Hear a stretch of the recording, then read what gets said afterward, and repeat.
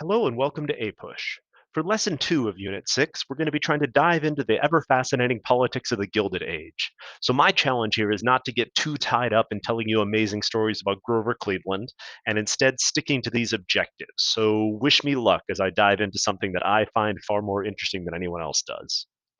So, for the politics of the Gilded Age, we're still technically in the third party system, which is the Republicans and Democrats that emerged over the issue of slavery after the collapse of the whole Whig Party thing. And so, to some extent, it's still the same sort of divide as before the Civil War. So all of this stuff that we talked about before, the tariff issue, currency reform, civil service reform, stuff like that. Um, Technically, the North is still mostly Republican. The South is still Democrat because, the Republicans were the party of Lincoln and you know what he did. And but the main issue, the real problem is, of course, the main issue of this party system was slavery. And since the enslaved people are now free, that's not really an issue anymore. And so we've got all these minor issues that don't really hold the same cachet. And so oftentimes divide within parties and the attempt to control both the Democratic and the Republican Party becomes more of a central issue than the divide between parties, and the whole thing just gets super messy. So here's all the stuff we need to know. We'll sort of try to talk through it in class, and let's dive into the weeds. Both parties and most areas, the parties were controlled by party bosses. These would generally be state or US senators who more or less pick who the party in that area is going to vote for. And so appealing to these party bosses was incredibly important because these guys pull the strings of power and basically throw support behind various candidates to become president. So to some extent, it's more important to understand who Roscoe Conkling is and how he controlled the Republican Party in New York than it is to know who James Blaine is, who ended up being the actual Republican nominee for president.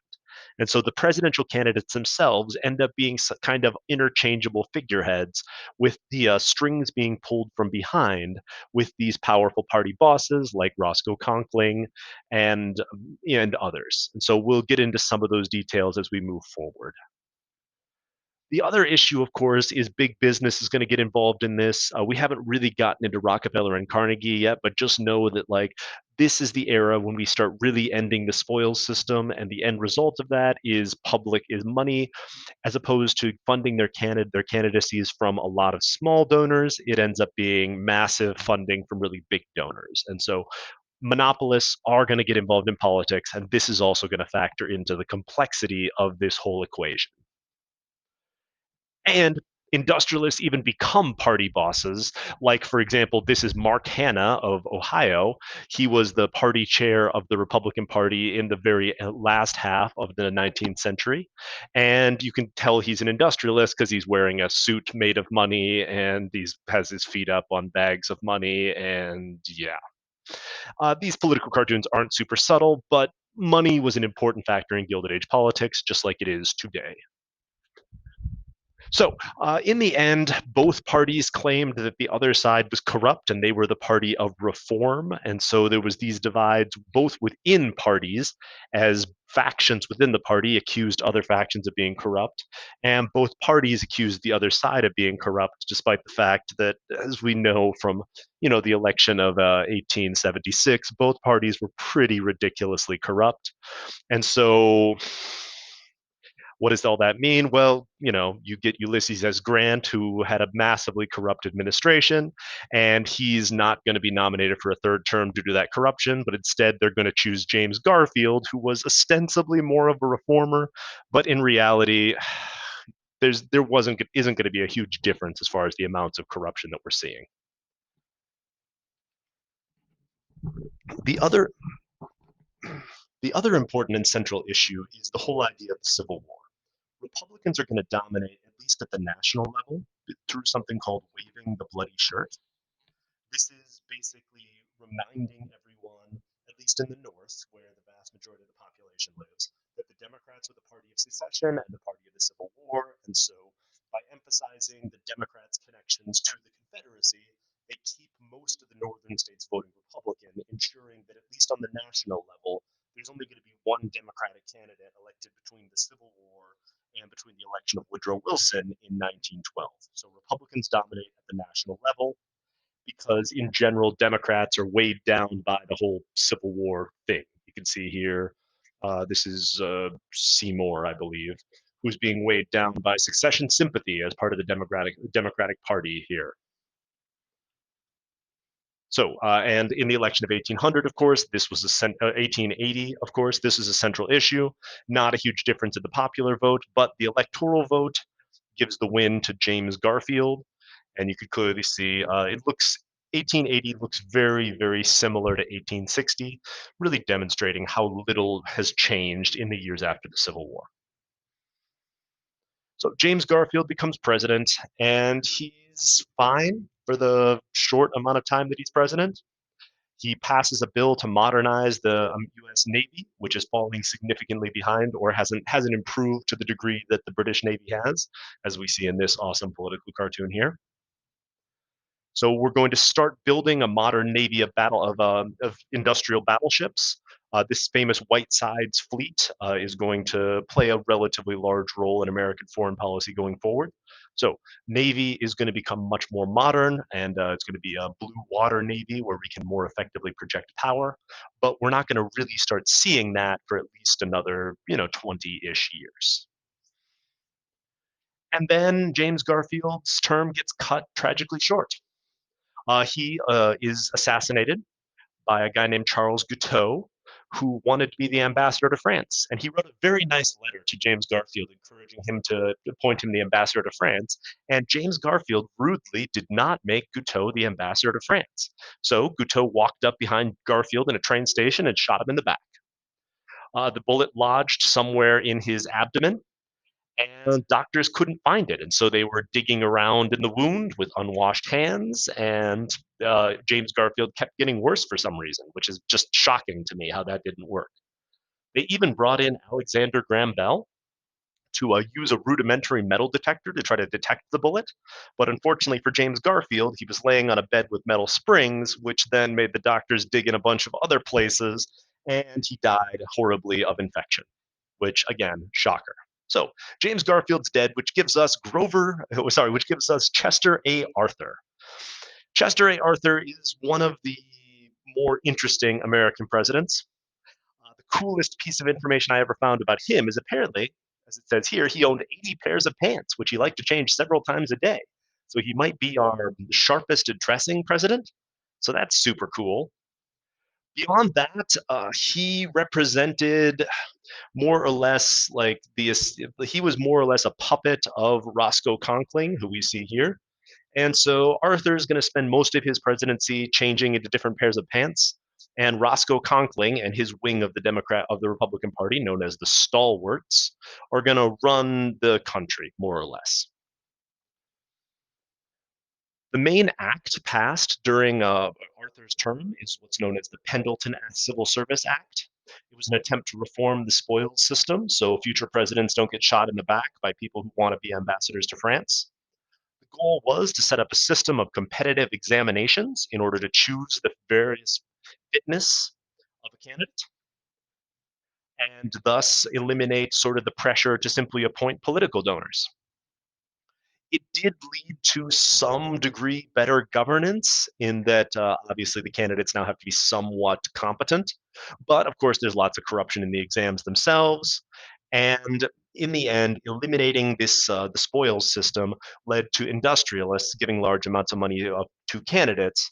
And so now, rather than being beholden to a lot of small donors who want offices, they're beholden to like John D. Rockefeller, who wants you to not regulate the oil industry. So less corrupt? Question mark.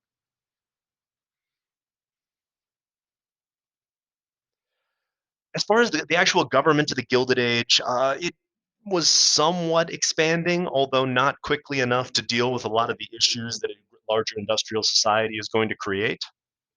The federal government it was having this issue of Civil War pensions, and so that was taking up a large portion of the federal government, and so this was somewhat problematic, and there was some issue of pension reform because we had offered pensions to all of these Civil War veterans, and obviously over time those pensions are going to grow significantly. So that was a potential problem. And the next election, Chester A. Arthur chose not to run for re-election for some reason. I guess because he, had to go purchase more pants or something. And so we're going to see an election between Grover Cleveland, who was the former governor of New York, and James Blaine, who was a senator from Maine. This might be my favorite election in American history because it's really not about issues at all. It's mostly about like companies trying to use the candidates' pictures to advertise, which is just fantastic, and mostly about personal attacks, which is again just utterly fantastic. Grover Cleveland was attacked by Republicans for being a Democrat, and don't you know that the Democrats started the Civil War? Look, here Grover Cleveland is a snake, and the ghost of a Union Civil War soldier is looking at him disapprovingly. So yeah, you probably shouldn't vote for him. But the main attack they found about Grover Cleveland is he may have had an illegitimate child. Grover Cleveland was unmarried, and one of the people who worked at the law office he was at, one of the ladies who worked there, got pregnant, and Grover Cleveland might have been the father of her child. And so the Republicans found this, and oh my gosh, did they go to town on spreading that news? So we have this fantastic "Ma Ma, where's my pa" scandal, which again, just wonderful. Grover Cleveland took this scandal head on, and he admitted that it might be his child, and he did all the responsible things that one should do when they father an illegitimate child in the Gilded Age. He found a good family to raise the child. He set aside a whole like a trust fund for his future daughter's education, and he had the woman confined to an insane asylum. And so all the loose ends wrapped up. Grover Cleveland went to the election with a clean conscience. We contrast this with James Blaine, who may or may not have been incredibly corrupt. And by may or may not, we mean was probably super corrupt, had been taking bribes from railroad executives and others for a very long time. Here we see James Blaine enriching himself with the public money, I guess. He's wearing a horse costume for some reason. And my favorite, here we see James Blaine with the names of all the companies he supposedly took bribes from tattooed on his body. So, on the one hand, we have Grover Cleveland, who may have fathered an illegitimate child, and James Blaine, who's hopelessly corrupt. In the end, enough Republicans broke from the Republican Party to vote for Grover Cleveland because of his clearly impeccable character and fantastic mustache, in order to split the vote and allow Grover Cleveland to win his home state of New York and Indiana, which is enough to put him slightly over on the electoral total. And so here in 1884, Grover Cleveland is elected president because of Republicans crossing the aisle. As far as presidents go, Grover Cleveland was fine. Here he is. He's got a nice mustache. He's a Democrat from New York.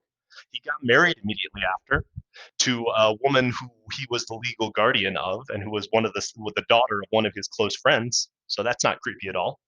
So here's Francis Folsom, who became Francis Cleveland. And so that solved all those problems about illegitimate children. Now he's got a wife, so we don't have to worry about this anymore. And Grover Cleveland passed the Interstate Commerce Act, which was supposed to regulate railroads, but in reality did basically nothing because it turns out the railroad companies had lots of money to bribe sort of commerce commissioners. And so it's one of those Gilded Age laws that gets passed and then not enforced at all.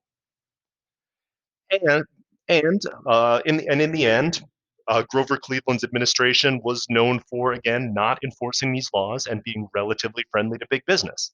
So here we see the famous Bosses of the Senate cartoon, in which the powers of the U.S. government are mostly helpless in the face of the unbelievable amounts of money of these monopolists. Cleveland's also responsible for passing the Dawes Sovereignty Act, which we'll talk more about when we get to Native Americans, but it quote unquote solved the problem of Native American lands in the West, which, if that sounds ominous, we'll come back to that. And Grover Cleveland cut the size of the US government substantially. So, significant vetoes of pretty much any bill that crossed his desk that he saw as sort of unwise. including, most famously, there was a massive drought in Texas, and so there was a bill was passed for a couple $1,000s to go help struggling Texas farmers, and Cleveland vetoed it, basically saying he didn't think it was the job of the U.S. government to provide aid to people who needed it. The main issue that brought down Grover Cleveland was tariffs and trade. Grover Cleveland tried to take down some of our tariffs because obviously he's trying to cut the size of the U.S. government and cut the amount of spending that we had, and so he wanted to cut down the tariffs as well in order because he didn't think they were as necessary. And the Republicans were able to attack him for destroying American industry and cozying us up to Britain. Which, look at John Bull here and how happy he is, and how unhappy all these American workers are behind Grover Cleveland. So Grover Cleveland's clearly selling us out to England, and so you should vote for the Republican in the next election, which happens to be a guy named Benjamin Harrison, who is the grandson of our greatest president, William Henry Harrison, which you remember from Unit 4. And so, because of the tariff policies, Cleveland lost New York and Indiana, meaning that he's going to leave the White House. So that brings us to Benjamin Harrison. And I know we're just going through presidents here, but we got to lay out at least these Gilded Age presidents because they're all pretty interchangeable. So here's Benjamin Harrison. He is going to raise tariffs again and is going to increase the money supply through the Sherman Silver Purchase Act, which you probably don't need to know. But the McKinley tariff you do need to know because it raised tariffs to a higher level, again, to protect American industries. And it was what the big businesses wanted, of course, because we want to protect American industries from foreign competition. And so the trusts were in favor of these high tariffs. But it did lead to a massive government surplus. And so for the first time ever, the federal budget crossed $1 billion, in which Harrison was roundly blamed, which Henry Harrison was roundly blamed for. So here's William Henry Harrison, and he is also going to be blamed for the return of the spoils system and basically ignoring the Pendleton Civil Service Act as well. So large amounts of corruption and government overreach and increased government spending. And so the Harrison presidency is not one of the most successful presidencies in American history. So here we go. Hopefully you can parse all of that. So the issues of the Gilded Age and how they're different. And you have some sense of at least the first couple presidents of this time period. And so we'll bring the last couple in future lectures. And you now know about Grover Cleveland. So your life is substantially richer for that.